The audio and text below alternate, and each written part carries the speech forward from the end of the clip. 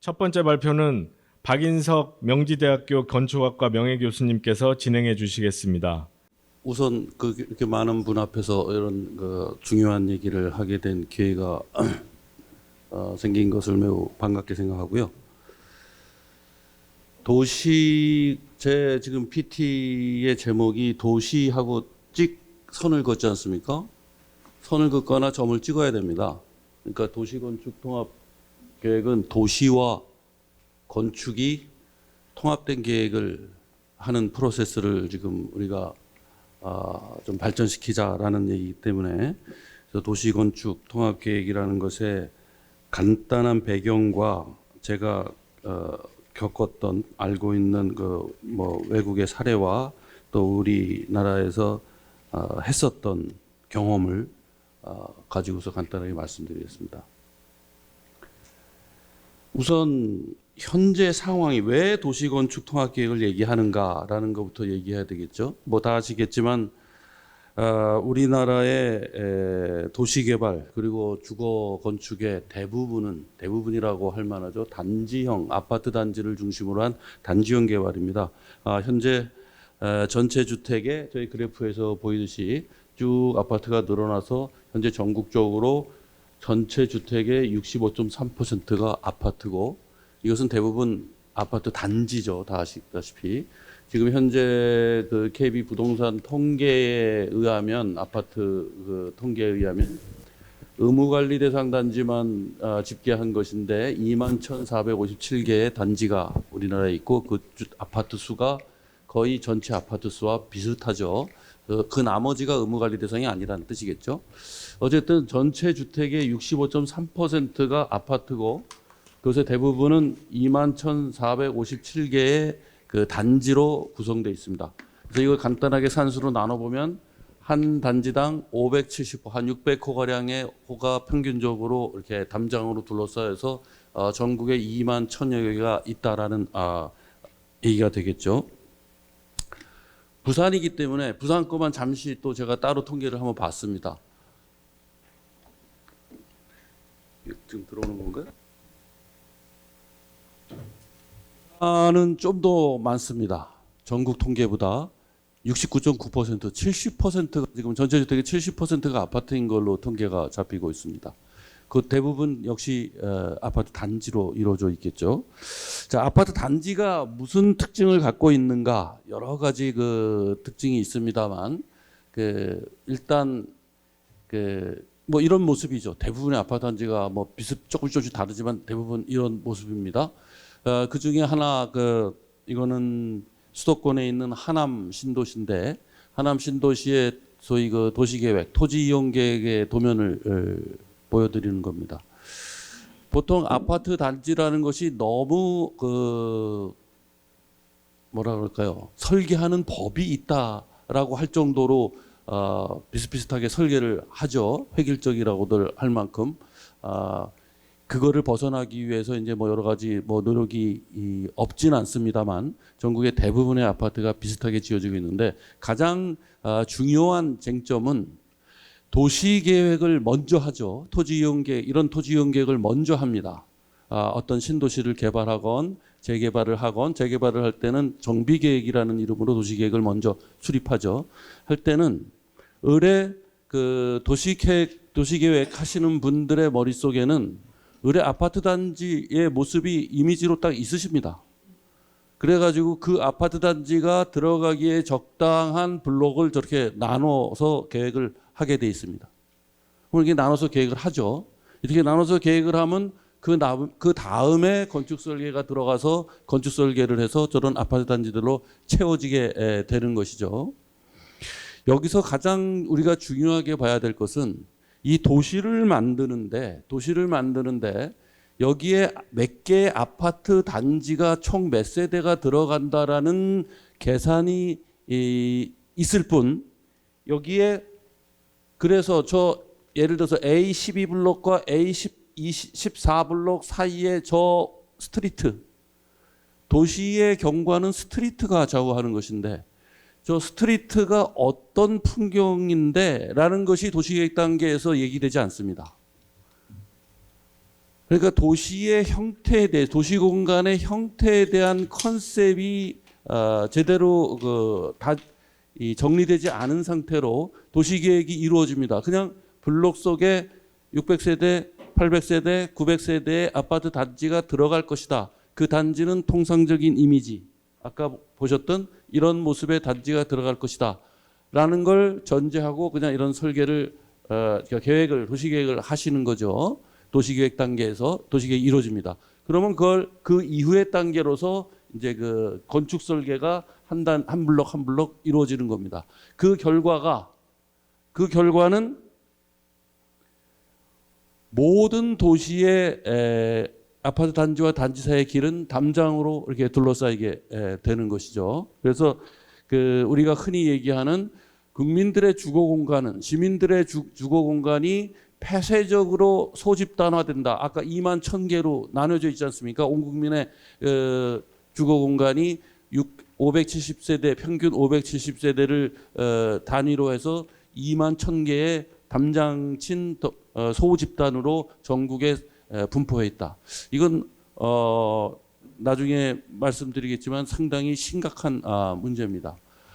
그리고 이 가로 공간, 도시의 가장 중요한 공간이자 시민들의 가장 중요한 생활 공간인 이 가로 공간이 지금 사진에서 보시듯이 아파트 단지의 담장, 그 소집단을 둘러싸고 있는 담장으로 가로막힌 채 아무런 액티비티가 없는 그냥 그저 차량이 다니는 택시 집어 타고 버스 타는 통로가 되고 있습니다. 이런 풍경을 계속 만들어내고 있는 길다운 길을 만나려면 상업지역에 가서 비로소 이제 볼 수 있게 되는 것이죠. 주거지역에서는 모두 다 저런 풍경을 연출하고 있는 것이 우리나라 그 아파트 단지를 주종으로 하는 주거지들의 대부분의 그 모습이고요. 단지별로 이제 각자의 시설을 가지고 자족적으로 그 부대 시설들을 가지고 각자 500세대, 600세대, 800세대가 각자 자족적으로 생활을 하고 계시고 특히 공공임대주택 단지가 이제 저런 단지의 모습으로 어떤 지역에 들어올 때 모든 지역 주민들이 반대를 하죠. 그 소득 수준이 낮은 사람들이 그 몇백 세대가 집단으로 들어오는 거에 대해서 아주 그 거부감을 갖죠. 동네 집값 떨어뜨린다, 뭐 여러 가지 이유를 가지고서. 또 하나는 그렇게 큰 단지로 건설을 하는 것이 우리나라 건설 산업에 심각한 악영향을 미치고 있죠. 간단하게 말씀드리면 600세대짜리 아파트 단지를 하나 만든다는 것은 600개의 작은 개개의 주택을 만들 때 필요한 600개의 설계 프로젝트와 600개의 작은 건축 공사 프로젝트를 한 개의 대규모 설계 프로젝트와 한 개의 대규모 건설 공사로 대체시킨다는 겁니다. 그래서 우리나라 건설 산업의 특징이 중간 허리가 없다 이렇게 돼 있죠. 그래서 현대건설이냐 대우건설이냐 이 삼성건설이냐 하고 나면은 빅10, 한 20, 30개의 큰 회사를 제외하고 나면은 갑자기 저 아래에 김목수, 이목수로 이제 확 내려가는 이런 양극화된 건설 산업을 초래한 것도 아파트 단지의 영향이 적지 않다고 생각을 합니다. 이런 아파트 단지의 문제라 그럴까요? 그 특징을 가장 적나라하게 보여줬던 게 우리의 아파트는 왜 항상 이렇게 천편일률적이냐라는 문제의식을 많은 분들이 갖고 있습니다. 그래서 2010년뿐만 아니라 간헐적으로 이런 행사가 반복해서 벌어지는데 대표적으로 거론할 수 있는 게 2010년에 LH에서 우리도 한번 세계적으로 내세울 수 있는 명품 그 당시에 명품이라는 게 굉장히 유행을 했었죠. 명품 아파트 단지를 한번 만들어 보자. 그래서 서울의 세곡동이라는 곳에다가 3개의 블록을 선정을 해서 국제 현상 공모를 대대적으로 한 적이 있습니다. 그래서 지금 이 3개의 작품이 지금 거기서 당선된 작품들입니다. 제일 왼쪽 아래에 있는 것이 네덜란드 건축가인 프린스 반 동엔이 당선이 돼서 설계한 A5 블록에 들어간 아파트 단지였고요. 그 옆에 있는 것이 일본의 야마모토 리켄 유명한 건축가죠. 야마모토 리켄이 당선돼서 설계해서 당선한 그 아파트 단지고요. 위에 있는 것이 저거는 국내 신진 건축가용으로 해서 국내 이민아 건축가가 당선돼서 설계한 그리고 지어진 그대로 지어졌습니다. 그대로 지어졌는데 이 하나하나는 그야말로 명품입니다. 아주 그 명확한 컨셉과 아주 그 독특한 경관과 생활 공간들을 뽐내고 있습니다. 그런데 저것이 이제 저 항공 사진으로 본 겁니다. 그러면 뭐 하냐는 거죠. 그 블록과 블록 사이는 여전히 담장으로 둘러싸여 있습니다. 각각의 단지 내부는 보석 같은데 정작 일반 시민들이 경험하는 그 단지와 단지 사이의 스트리트, 공공공간은 저런 식의 폐쇄된 담장으로 되어 있습니다. 야마모토 리켄이라는 그 일본의 건축가가 이런 풍경을 가장 싫어하는 건축가입니다. 그래서 도시와 융합되는 건축을 아주 그 슬로건처럼 내걸고 있는 그 건축가인데 이 양반이 그래서 자기의 건물에다가는 자기의 그 단지에다가는 거의 눈에 안 보이는 펜스로 이렇게 싹 해놓은 겁니다. 그래서 눈에 잘 안 띄시죠. 그렇지만 그 하얀색으로 칠했다 뿐이지 펜스가 가로막고 있습니다. 그러니까 저렇게라도 하려고 했던 거겠죠. 리켄이 저런 담장으로 옹벽 같은 담장으로 막는 거를 아주 끔찍이 싫어했을 테니까. 어쨌든 펜스로 막혔던 저것이 생울탈이든 이 단지와 저 도시 공간, 가로 공간이 서로 소통이 없다는 건 똑같은 마찬가지의 상황이 되는 거죠. 이러한 이제 문제를 계속 우리가 30년, 40년, 50년 동안 반복해서 생산하고 있습니다. 그래서 이 문제를 해소하려면 도대체 어떻게 해야 되는가라는 것의 일환으로 여러 가지 방법이 있겠습니다만 일환으로 나온 것이 방법의 일환으로 나온 것이 바로 도시건축 통합계획이다. 이렇게 말씀드릴 수 있겠습니다. 그래서 그것에 그러니까 지역에 융합하고 시민들이 공유하는 경관도 공유하고 시설도 공유하고 거주 공간도 공유하는 그런 주거를 좀 만들자. 아파트라도 그렇게 좀 지을 수 없느냐라는 거죠. 그래서 저기에 쭉 써놨듯이 저런 효과들을 거둘 수 있는 그런 아파트를 짓더라도 그런 아파트를 좀 지어야 되지 않겠느냐. 우리가 외국의 그 도시에서 흔히 보고 부러워하는 저 풍경들, 시민들이 주변의 건축물들과 교감하고 그 노천 카페, 딱히 노천 카페가 아니더라도 저 왼쪽에 있는 그 사진이 그 스웨덴의 스톡홀름에 있는 하마비에서 제가 찍은 사진인데 바로 길가에 그 공동주택 아파트의 발코니에서 생활하는 주민과 저 가로를 걸어가는 주민이 서로 시각적으로 소통하고 심지어 대화까지 하는 그런 풍경이 우리나라에서는 왜 불가능하냐라는 것이죠. 저 가운데 있는 사진은 우리나라의 상황입니다. 저 분당에 있는 유명한 정자동의 카페 골목인데 그거는 이제 주상복합으로 짓다 보니까 우연히 저런 풍경을 연출하고 있습니다. 의도치 않게. 그래서 저렇게 일반 아파트도 저렇게 할 수 있다 우리나라에서도 라는 그 가능성을 보여준 사례로 제가 소중하게 꼽고 있는 사례입니다. 그러니까 이걸 도식적으로 그려보면 왜 아파트를 이렇게 단지로 만드느냐라는 겁니다. 단지 내 상가 하나 끼고 주출입구 부출입구 낀 채로 담장으로 딱 가로막고 자신만의 녹지를 갖고 있는 이것이 지금 현재 우리가 아파트 단지를 만드는 방법이고 아까 보여드렸던 신도시에서도 도시계획 하시는 분들이 아파트 단지란 의뢰 건축가들이 저렇게 설계한다. 그러니 저기에 들어갈 자리를 200m 곱하기 200m짜리 블록으로 대충 나눠주면 비슷하게 나눠주면 충분하다라고 그렇게 도시계획을 하고 계시는 겁니다. 자, 그 결과가 지금 오늘날의 그 신도시들이죠. 이렇게 하느냐는 왜 이렇게 하느냐 이렇게 못 하느냐는 겁니다. 당연히 이렇게 할 수 있죠. 왜 할 수 있는데 왜 못 하는 거냐는 거예요. 지역과 융합한다라는 게 바로 이것만은 아니겠지만 이런 거를 이제 뜻하는 거겠죠. 특히 공공 임대주택 단지를 공공이 지을 때는 당연히 이렇게 못할 이유가 없지 않습니까? 공공 임대주택 단지를 이렇게 져놓으니까 이 주변 주민들이 좋아할 이유가 없죠. 자신들이 얻는 건 없고 소득 수준이 낮은 한 집단이 들어오는 거에 대한 부정적인 영향만 있을 테니까.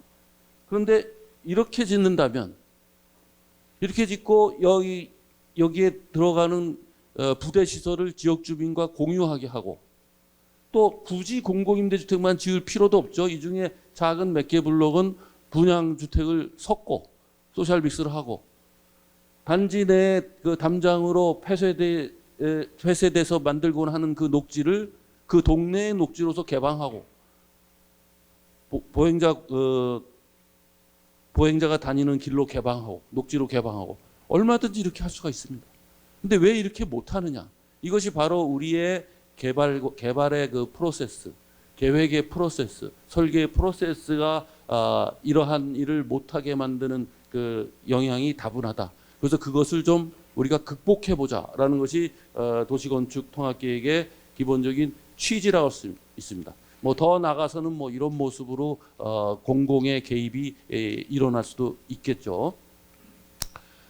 다시 한번 간단하게 대비적으로 말씀드리면, 왼쪽처럼 하지 말고 오른쪽 같이 하자는 겁니다. 자, 근데 오른쪽 같이 하려면 어떤 고민이 필요한가라는 거죠. 오른쪽 같이 하는 거는 단순히 저렇게 흩어놨다고 되는 게 아니고 길과 섞어놨다고 되는 게 아닙니다. 저렇게 노란 것이 길이죠. 노란 것이 길이라는 얘기는 저것을 설계할 때, 계획할 때 저 노란 길의 양쪽이 어떤 형태의 건축물로 둘러싸일 것인가를 미리 개념을 갖고 설계한다는 것입니다. 그리고 모든 도시계획을 길부터 먼저 다 설계한 다음에 그 사이사이를 건축 설계가 뒤이어서 하는 게 아니고, 건축 설계와 저 도로계획, 도시계획이 동시에 이루어졌다는 것을 보여주는 것입니다. 동시에 하지 않고서는 저걸 설계할 수가 없는 거죠. 저런 건축물이 들어올지 어떻게 알고 길을 저렇게 먼저 설계해 놓겠습니까? 좀 불가능한 얘기죠. 그러니까 동시에 그러니까 통합적으로 설계한다라는 거죠. 그래서 도시 건축 통합 계획입니다.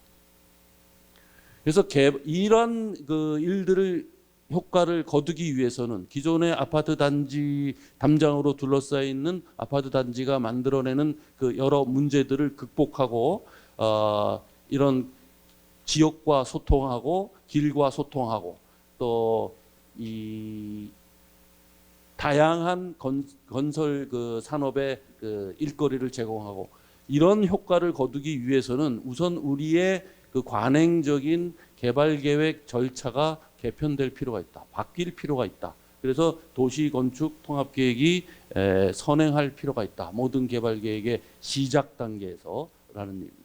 몇 가지 사례를 보여드리겠습니다. 이 요점을 강조하기 위해서 보여드리는 것인데, 해외 사례입니다. 이건 일본의 찌바현에, 동경 바로 동쪽에 있는 찌바현이죠. 마쿠아리 베이타운이라고 아주 유명한 프로젝트인데, 이렇게 지금 현재 만들어져 있습니다. 이건 마스터 플랜을 만들었을 당시에 만든 모형이고, 저것이 이제 도시계획 상태, 왼쪽의 도시계획 상태를 보여주는 것인데, 여기서 여러분들이 눈여겨 보실 것은 저 오른쪽에 있는 세 개의 다이아그램입니다. 이게 지금 여기 나오는군요. 이게 뭘 하는 거냐면, 말하자면 우리나라처럼 지구 단위 계획을 한 건데, 여기선 디자인 코드라고 해서 이걸 준 건데, 예, 보시면 알겠지만 전부 다 5층으로 구성이 되어 있습니다. 도로변으로 모든 건축물이, 주거동이. 그리고 이런 타워를, 높은 고층 타워를 세울 때에도 5층 이하의 길의 면에서는 5층 이하의 매스가 들어가도록 이렇게 디자인 마스터 플랜이 이루어져 있고, 이것을 보완하기, 더 강화하기 위해서 이런 코드를 만든 겁니다. 이건 무엇이냐면, 길에 면한 이 5층 이하의 주거동을, 건축물을 설계할 때는 최소한 2명 이상의 설계자로 구분해서 설계를 맡길 것, 이렇게 돼 있습니다. 그게 왜 이랬겠느냐? 이게 이 표시가 최소한 두 개로 나눠서 설계를 맡기라고 이렇게 표시한 겁니다. 그 왜 그랬겠느냐? 이 계획의 목표가 공공공간인 가로 공간의 활력을 증진시키기 위한 데 있다. 다양성을 증진시키기 위한 데 있다라는 것을 그대로 보여주는 것이죠. 이것을 한 건축가가 설계하지 말라. 요 블록 단위로 한 건축가가 설계하게 하지 말라라는 겁니다. 요 블록 단위로 최소한 요 길의 면한 부분은 2명 이상으로 나눠라 이겁니다. 왜 그렇겠어요? 다양성을 스트리트의 경관에 다양성을 부여하겠다라는 그 목표를 그대로 보여주고 있는 디자인 코드죠. 우리라면은 지구 단위 계획으로 저런 것이 이루어질 수 있습니다. 이 처음에 이 계획 과정을 조금 보시는 게 좋습니다. 처음에 마스터 플랜은 이랬습니다. 1987년에 우리나라의 보통의 아파트 신도시 개발 계획과 유사합니다. 그냥 이런 아파트 단지가 블록별로 들어가면 되지 하고 이렇게 설계해 놓은 겁니다. 그러다가 여기에 대한 비판이 이제 80년대 후반이기 때문에 이런 방식의 계획에 대한 그리고 설계에 대한 비판이 굉장히 심해지고 있을 때입니다. 일본에서. 그리고 이런 걸 극복하자라는, 유럽에서는 안 그러는데 우리는 맨날 왜 이렇게 하느냐 뭐 이런 이제 비판이 일본에서 한참 무르익고 있었을 때입니다. 그래서 그러지 말고 우리도 유럽처럼 이렇게 한번 해보자라는 제안이 나왔고, 이 제안이라는 건 뭐냐면 우리도 이 길을 아파트 담장이나 생울타리 이런 거 말고 건축물이 아파트가 직접 만나서 아파트의 발코니에 있는 주민들이 이 길을 다니는 이웃들과 시각적으로 그러고 실제로 소통할 수 있는 그런 도시를 좀 만들어 보자라는 컨셉을 이 스케치가 그대로 보여주고 있는 거죠. 이런 걸 만들려면 이렇게 해서는 안 된다. 이 길이 전부 다 쥐똥나무 울타리로 둘러싸일 뿐이다. 암만 담장을 없앤다고 해도. 그래갖고서는 활력 있는 도시가 될 수 없다라는 것이죠. 그래서 이 컨셉에 기반해서 조금 달라졌죠. 이런 식으로 다시 제2차 마스터 플랜이 만들어졌고, 이건 누군가가 제안을 했던 겁니다. 새롭게 이런 식으로 좀 하면 안 돼라고 이 제안을 받아서 2차 마스터 플랜이 전혀 다른 컨셉으로 만들어졌고, 최종적으로 이런 마스터 플랜으로 완성이 됐습니다. 그래서 아까 보셨던 바로 그 모형으로 완성이 됐고, 지금은 완전히 모든 건축물이 다 블록이 들어차서 완공돼 있는 상태입니다. 여기서 우리가 주의 깊게 보셔야 될 것은 이때의 토지 이용 도시 계획과 이때의 도시 계획이 다 달라졌다는 겁니다. 그 얘기는 무슨 얘기냐? 건축물과 도시 공간의 컨셉에 따라서 전체 매싱 계획이 달라지고, 매싱 계획이 달라지면은 그들도 용적률 계산 맨날 하거든요. 세대수 계산 맨날 하고, 그거에 따라서 도로를 이런 체계로 유지해서는 이게 들어갈 수 없다라는 걸 알았겠죠. 당연히 다 바꾼 겁니다. 같이 따라서 건축과 도시를 다 바꾼 거고, 그것도 한번 또 미세 조정을 해서 이렇게 완성을 시킨 겁니다. 이것이 곧 도시 건축 통합 계획입니다. 외국에서는 대부분 현재 이런 프로세스를 밟고 있습니다. 다른 사례를 그러면서 만들어낸 풍경이 이제 이런 풍경들이죠. 이런 생활 공간을 만드는 것이 애초에 목표였던 것입니다. 이런 생활 공간을 만들기 위해서는 가로변에는 5층 이하여야 된다라는 매싱 컨셉이 나왔던 것이고, 여러 가지 인면 컨셉이 나왔던 것이고, 거기에 따른 디자인 코드들이 다 이제 구상이 됐던 것이죠. 그리고 거기에 따라서 토지 이용 계획이 후순위로 짜여지는 것입니다. 이런 풍경을 만들어낸 것이죠. 그러한 과정을 통해서. 자, 이것도 또 다른 예입니다. 이건 얼스코트라고 런던에 있는 예인데, 이곳을 이제 개발하는 프로젝트를 갖고 컴페를 했습니다. 컴페를 해갖고 6개의 안이 입선을 했는데, 이 중에 테리 페럴 앤 파트너스, 아주 유명한 플레이스 메이킹이라는 컨셉을 가지고 열심히 작업하는 아주 유명한 영국의 거장 설계 사무소죠. 이 안이 당선이 됐습니다. 이건 엔트리들이고요. 여러 가지 엔트리들, 여기서 주의 깊게 보실 것은 모든 설계 안에 도시계획이 다 다르다는 겁니다. 그러니까 정해진 도시계획을 놓고서 건축 꼼빼를 하는 게 아닙니다. 그걸 오해하시면 안 됩니다. 이 대목을 잘 이해하셔야 됩니다. 모든 엔트리들이 도시건축 통합계획을 가지고서 안을 만든 겁니다. 각자의 도로계획이 다 다르고 공원계획이 다 다릅니다. 그중에 이 안이 1등으로 뽑힌 겁니다. 1등으로 뽑혀서 이제 자기의 그저 1등 안에 세부적인 컨셉을 이건 설명한 것이고요. 우리가 이걸 하나하나 이해할 필요는 전혀 없다고 생각되고요. 그 결과로서 그러니까 이 모든 그 엔트리들은 이러한 컨셉트를 처음부터 자기의 그 시작 단계부터 갖고 있었던 것입니다. 이 내가 만들고자 하는 도시의 공간은 이런 풍경이고 이런 분위기다라는 것을 미리 가지고서 도시건축 통합계획을 하고 그거의 결과물이 도시계획으로 확정되는 것입니다. 이것이 가장 중요한 대목입니다. 그래서 만들어낸 이 환경이죠. 공간 환경입니다. 세 번째 안 역시 마찬가지입니다. 이거는 독일 포츠담에 있는 키리스타이그펠트라는 예인데 이거 역시 이건 아주 독특한 방법으로 꼼빼를 하는데 그냥 오픈 꼼빼를 한 게 아니라 6사람의 유명한 한다 하는 어반 디자이너와 한다 하는 아키텍트 6사람을 초치해서 이들을 가둬놓고 일주일 동안 가둬놓고 자기네들끼리 디자인 세미나를 하게 했습니다. 그래서 각자의 6개의 팀이 자기 안을 디벨롭 시킨 겁니다. 그 안에서 서로 계속 품평회를 해가면서 그래놓고 뭘 요구했냐면 우리나라에서는 이게 아마 안 될 거라고 생각되는데 자기네들끼리 투표해서 당선안을 뽑게 한 거예요. 야 계속 우리가 1, 2주일 디스커션 하면서 봤더니 얘네 안이 제일 나아 라고 뽑게 한 거예요. 그래서 뽑힌 사람이 랍크리어 팀입니다. 랍크리어 팀이 뽑혔어요. 이 팀입니다. 요게 이제 랍크리어 팀입니다.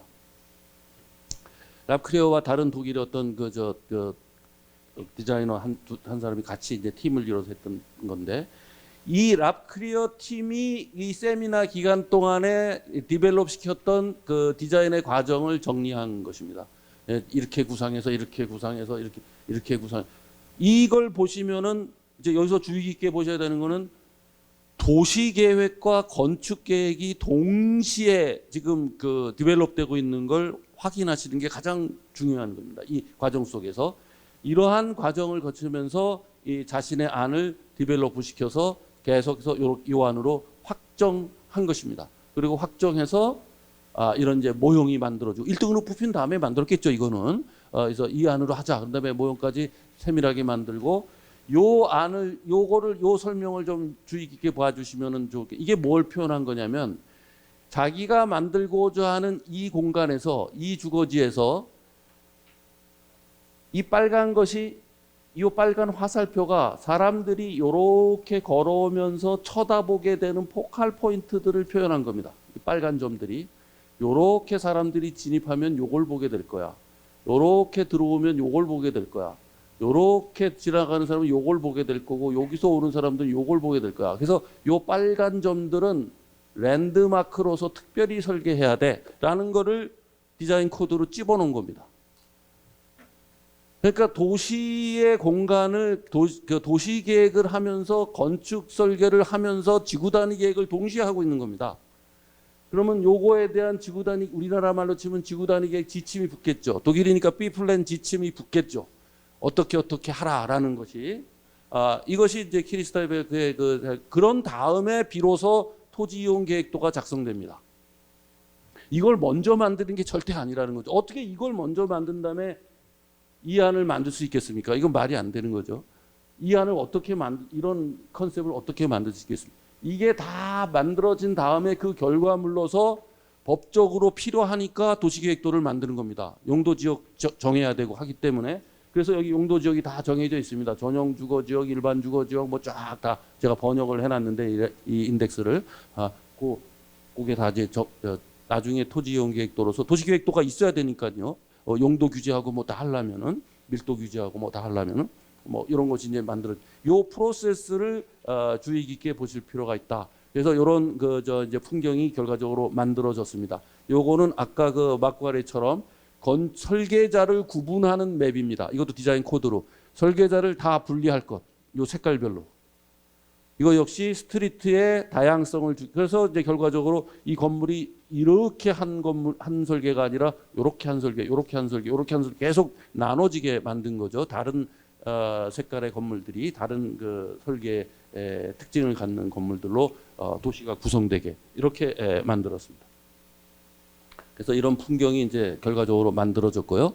나머지들은 그냥 보기만 하겠습니다.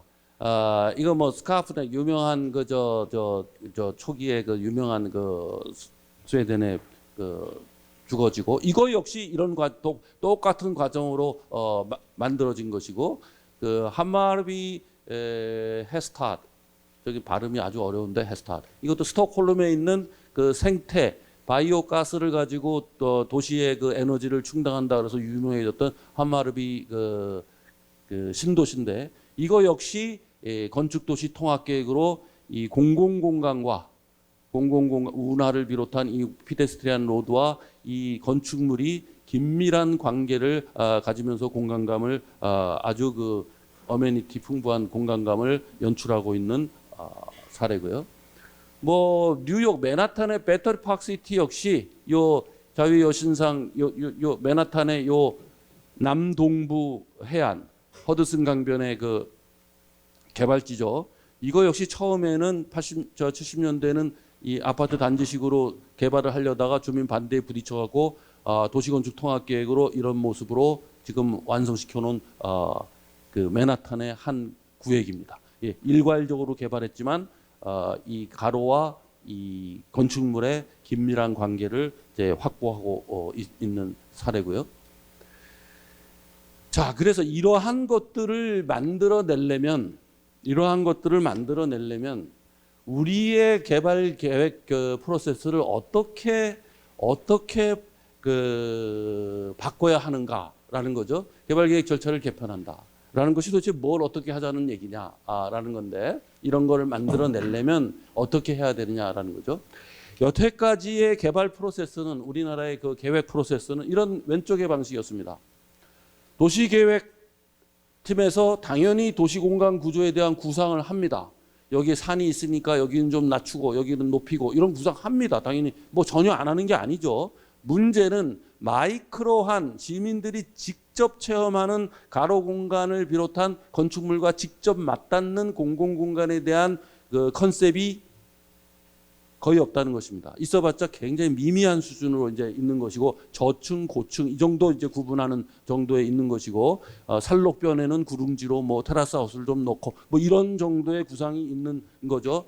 이 도시공간 구조 구상이 있고 그다음에 토지이용 계획을 도시계획을 완성하고 지구단위 계획까지 도시계획의 일환으로서 지구단위까지 완성한 다음에 부지별로 건축설계 꼼빼를 하든 어떻게 하든 이제 하게 되는 이게 이제 우리의 통상적인 프로세스입니다. 그걸 통해서 아까 모든 신도시들이 다 만들어져 있는 것이죠. 이렇게 하지 말고 제일 처음에 도시공간 구조를 구상할 때 건축 매싱 개념까지 같이 구상하면서 여기서 중요한 것은 건축 매싱 개념을 구상한다는 것은 건축물로 둘러싸이는 공공공간들의 분위기에 대한 형태에 대한 컨셉이 구상돼야 된다는 겁니다. 여기는 3층 이하의 그 건물들로 둘러싸여 있는 참 한적한 길로 조성하고 싶다. 여기는 초고층 타워들이지만 저층부는 가로에 연접한 4층 이하의 연접한 그 건물을 베이스로 하면서 초고층이 20층 이상으로 그 뒤에서 올라가도록 하는 그런 풍경으로 만들겠다. 예컨대 이런 컨셉트들이 다 있는 그런 마스터 플랜이 선행해야 된다는 겁니다. 그리고 그것이 완성된 다음에 그걸 가지고 토지 이용 계획도 그리면 되잖아요. 그리면 되고 그것이 애당초에 마스터 플랜에서 갖고 있던 건축 매싱의 컨셉트를 모든 블록의 아키텍트들과 건축주가 달라질 테니까 그 아키텍트가 달라지고 건축주가 달라지더라도 그 컨셉이 유지되도록 하기 위한 지구 단위 계획이 이루어져야 되는 겁니다. 어반 디자인으로서. 그런 다음에 그 지구 단위 계획을 지켜가면서 부지별 건축 설계를 하도록 하는 이런 프로세스로 바뀌어야 된다라는 것이고요. 이거를 이제 다른 식으로 표현해 봤습니다. 그러면 용역 발주를 어떻게 해야 돼? 이게 현실적인 문제잖아요. 용역 발주를 어떻게 해야 되는데 지금까지는 용역 발주를 지구 지정할 때 먼저 이렇게 가설계, 가계획 비슷하게 검토시키고 환경 영향 평가도 시키고 뭐 다 하지 않습니까? 교통 영향 평가, 용역 다 하고 그다음에 지구 계획을 조사 설계라는 이름으로 지구 단위까지 거의 묶어서 한꺼번에 용역 발주하는 게 통상적인 관행이고, 그렇죠? 그런 다음에 다 끝난 다음에 블록별로 건축 설계하고 또 기반 시설, 토목 설계, 실시 설계는 또 여기서 같이 뭐 통상적으로 하는 경우가 많죠. 따로 내주는 경우도 있고 일부는. 그래서 용역 단위가 대충 이제 이런 식으로 구분이 됩니다. 그런데 새로운 프로세스에서는 지구 지정할 때는 물론 이거 해야 됩니다. 뭐 이거 안 하고 어떻게 큰 도로를 여긴 내야 돼? 뭐 이런 계획은 해야 되는 거니까 이런 환경 영향 평가니 교통 영향 평가니 해야 됩니다. 그런 다음에 도시 건축 통합 마스터 플랜을 아까 그 외국의 예에서 봤듯이 설계 공모를 통해서 당선자를 뽑아서 용역 발주를 하고, 그다음에 한쪽에서는 엔지니어링이 이 디자이너가 못하는 엔지니어링 워크가 엄청나게 많지 않습니까? 뭐 조사도 해야 되고 지하수 조사도 해야 되고 뭐 조사도 해야 되고 온갖 우리 조사 설계에서 하고 있는 그 엔지니어링 업무들을 당연히 엔지니어링에서 해야 됩니다. 그리고 지구 계획을 작성해야 됩니다. 작성하는데 이 마스터 플랜을 받으면서 해야 되는 거죠. 그래서 이 팀이 협력을 해서 도시 건축이 통합된 지구 계획을 이 컨셉트를 받고 이 공모전에서 당선된 이 컨셉트를 주축으로 해서 이 엔지니어링 워크에서 이거는 반영시켜야 된다, 이거는 고려해야 된다 하는 걸 해서 여기서 조정이 이루어지겠죠. 이 마스터 플랜이 엔지니어링에서 이제 지적하는 문제들이 당연히 있을 테니까 그거 반영해야 됩니다.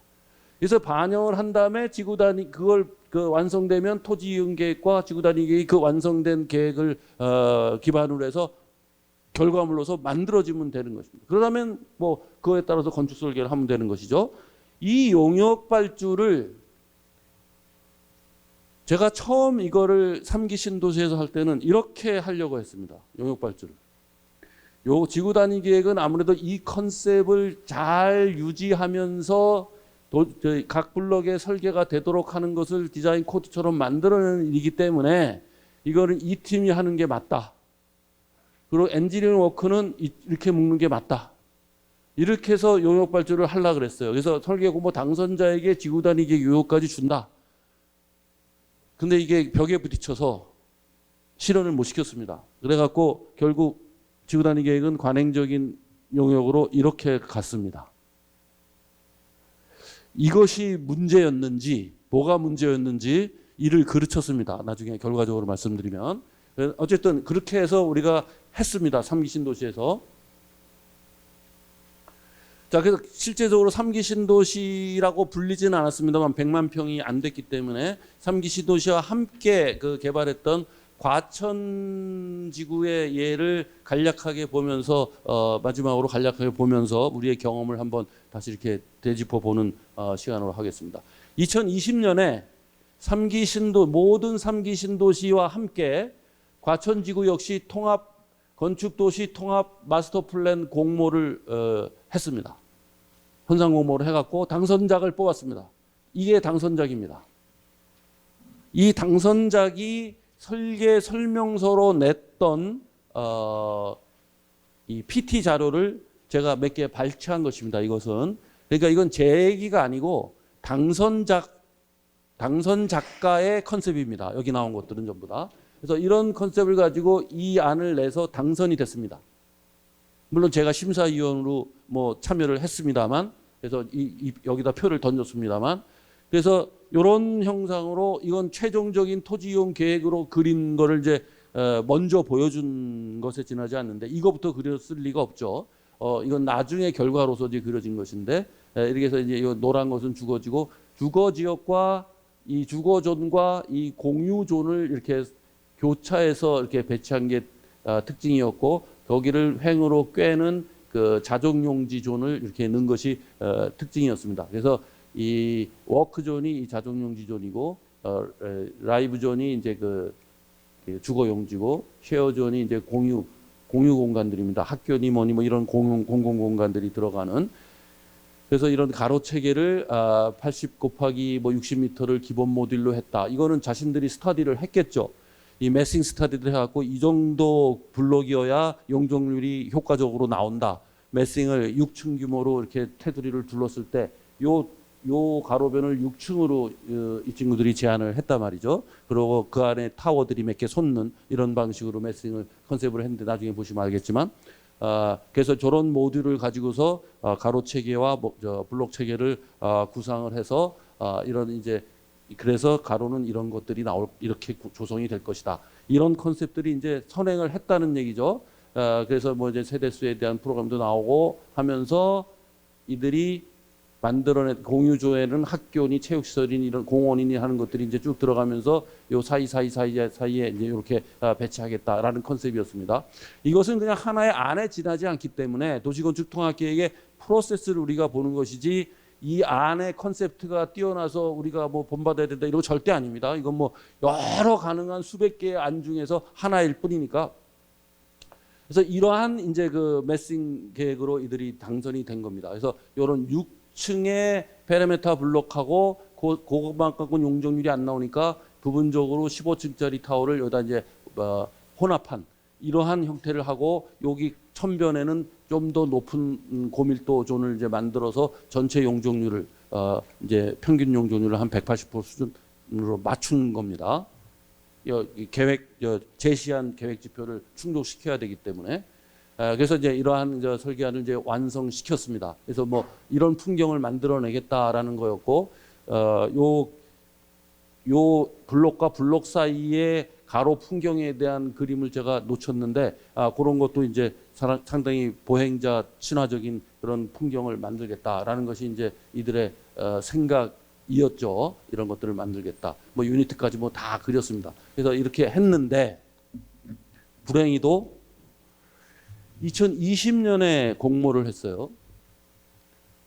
제가 국건위 위원장으로 있을 때 이걸 엄청 열심히 추진을 해서 이 당선자들이 있을 거 아닙니까? 상당한 그 힘을 실어주면서 이 엔지니어링 업체들이 이 당선 컨셉을 존중하면서 이 도시계획을 수행해 나가는 협력적인 그 업무 구도를 만들으라고 무지하게 애를 썼습니다. 그래갖고 다 완성이 됐어요. 다 완성이 되고 지구 단위 계획까지 조성을 했습니다. 그래서 매싱 컨셉을 그대로 유지시킬 수 있는 지구 단위 계획까지 이렇게 이제 딱 만들어 갖고 이 외주부는 나중에 조금씩 올라가서 이들이 제가 없는 새에 8층까지 올려놨더라고요. 이게 용적률 올리기가 제일 쉬우니까. 그래서 제가 막 초기 컨셉을 유지하라 그래갖고 다시 낮추느라고 아주 고생을 했는데 어쨌든 이런 과정을 거쳐서 지구 단위 계획까지 완성을 했는데 이것이 이제 그 중앙도시계획위원회를 통과해야 됩니다. 확정되려면 중도위를 통과해야 되는데 무슨 일인지 그때 2022년 5월이 제 임기 끝이었는데 이때가 딱 윤 정부가 들어서는 시기였어요. 그러니까 이제 대선 국면으로 들어간 거죠. 2021년 겨울쯤부터 12월쯤. 그때부터 중앙도시계획위원회가 스톱을 하더라고요. 무슨 이제 살펴야 될 정세가 있었던 것 같았는데 그러더니 이제 정권이 바뀌었잖아요. 저도 임기를 그만두고 이제 물러났습니다. 그러고 나서 이게 어떻게 되는지 간섭할 권한이 없으니까 제가 그냥 저기까지 갔으니 잘 되겠지. 그런데 2년 전에 드디어 과천지구 지구계획 확정하고 신문에 뉴스가 나왔어요. 이렇게 변했더라고요. 그냥 다시 하남 신도시가 됐어요. 그래서 이게 어떤 혁신을 한 번은 이룬다는 게 정말 힘든 일이구나라는 걸 제가 뼈저리게 느꼈는데 그래서 제가 강조드리고 싶은 것은 절차를 바꾸는 것도 중요하고 디자인의 좋은 컨셉트를 구사하는 것도 중요하고 용역 발주 단위를 잘 짜는 것도 중요하고 다 중요합니다. 근데 결국은 사람이 하는 일이거든요. 이 도시에서 아까 우리가 첫 화면에서 보셨듯이 우리의 지금까지의 계획 프로세스는 도시계획과 엔지니어링 하시는 분들이 맡는 영역과 건축 설계 하시는 분들이 맡는 영역이 거의 분리되어 있습니다. 단절되어 있습니다. 도시계획이 다 끝나고 나면 건축 설계를 위한 공모를 하든 현상을 하든 뭘 하든 하게 돼 있는 거죠. 분양을 해서 민간 회사에서 설계를 발주를 하든 도시계획이 다 끝난 다음에 도시계획 지켜가면서 건축 설계하는 게 우리의 관행입니다. 그리고 당연한 프로세스로 생각하고 있는데 이 둘을 서로 관계가 없던 두 영역이 긴밀하게 협력하면서 도시건축 통합계획 마스터플랜 공모에서 당선된 그 어반 디자이너의 컨셉을 성취시키는 것이 구현시키는 협력을 하도록 만드는 일이 가장 중요한 일입니다. 근데 이게 어렵습니다. 수십 년 동안 따로 일해 오신 주체 두 팀이 같이 일한다는 것은 서로 이렇게 건드리게 되는 어벽이 굉장히 많거든요. 이걸 왜 네가 간섭해? 뭐 이런 거 있잖아요. 뭐 이런 일이 굉장히 어렵습니다. 결과적으로 3기 신도시는 그 일을 조종하는데 어떻게 말하면 시간이 따라주지 않았던 거고 타이밍이 이상한 타이밍을 맞이했던 거고 갑자기 뭐 정치적인 변동이 일어나면서 그런 그 힘을 계속 유지할 수 없었던 그러니까 그렇게 보면 운이 없었던 것이고 어떻게 보면 그 조정하는 실력이 모자라서 실패했다. 이렇게 볼 수 있습니다. 그렇지만 실패라고 해서 완전히 제로로 돌아간 건 아니고 이 과정을 통해서 우리가 경험했던 이 프로세스와 바꿔봤던 그 계획 절차 이런 것들은 여전히 우리에게 중요한 그 경험으로서 남아 있다라고 말씀드리면서 제 얘기는 이걸로 그쳐야 될 것 같습니다. 네, 감사합니다.